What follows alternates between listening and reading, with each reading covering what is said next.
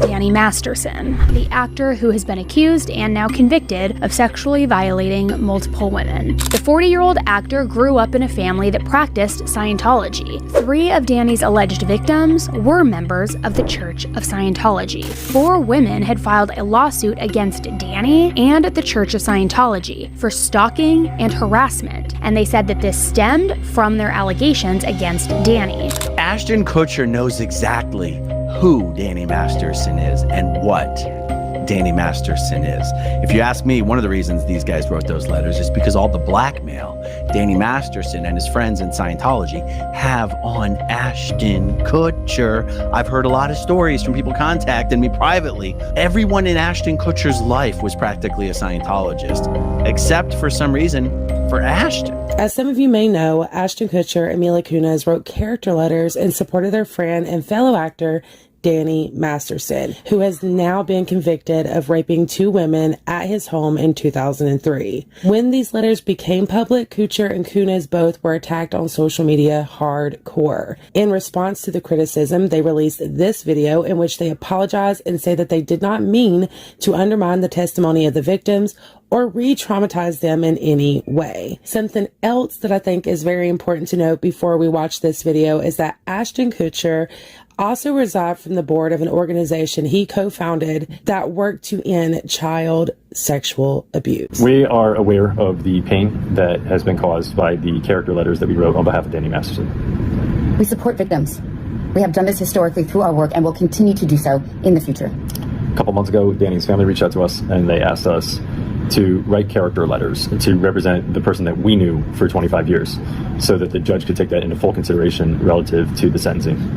The letters were not written to question the legitimacy of the judicial system or the validity of the jury's ruling. They were intended for the judge to read and not to undermine the testimony of the victims or re-traumatize them in any way. We would never want to do that. And we're sorry if that has taken place. Our heart goes out to every single person who's ever been a victim of sexual assault, sexual abuse, or rape. So, number one, I do want to point out that, in my personal opinion, this seems very scripted and it's very brief as well, which, of course, people say all the time when it comes to apologies, especially if it's real. You don't have to make a long, drawn-out apology, and I completely 100% agree with that, but it does need to be heartfelt to some extent, as if you mean what you say and not feeling very generic. This felt very generic to me. You can tell this is something that they practiced.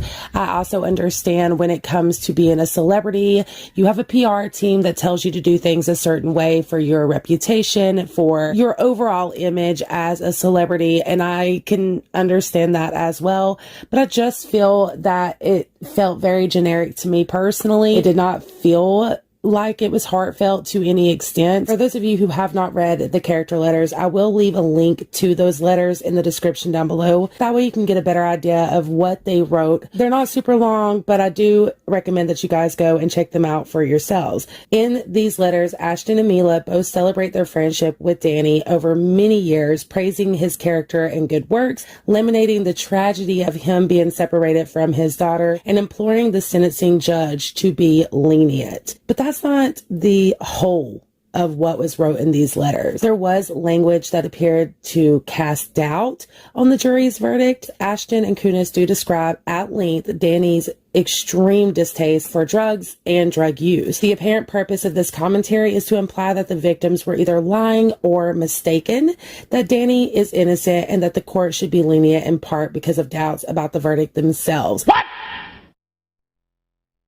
I'm sure that Ashton or Mila believed that Danny had done these things, and because they had been friends for so long, they believed him to be innocent. So when you've been friends with so long, they're telling you they did not do these things. I understand not jumping the gun, but once that verdict came, and they had to hear the testimonies of these women and what those women went through, I don't see how after that you could go on to feel as if this man is innocent. This apology did not feel heartfelt. It felt like a PR stunt, as if they are just trying to save face and say what they're supposed to say. And that leads me to believe that they don't believe what they're saying. I'm sure that this has been extremely difficult for Danny's friends and family. We do know that his wife did file for divorce shortly after his sentencing. According to TMZ, Phillips knew her relationship with Masterson was bound for divorce 2 weeks after he was handed the 30-year sentence. Phillips' attorney told TMZ,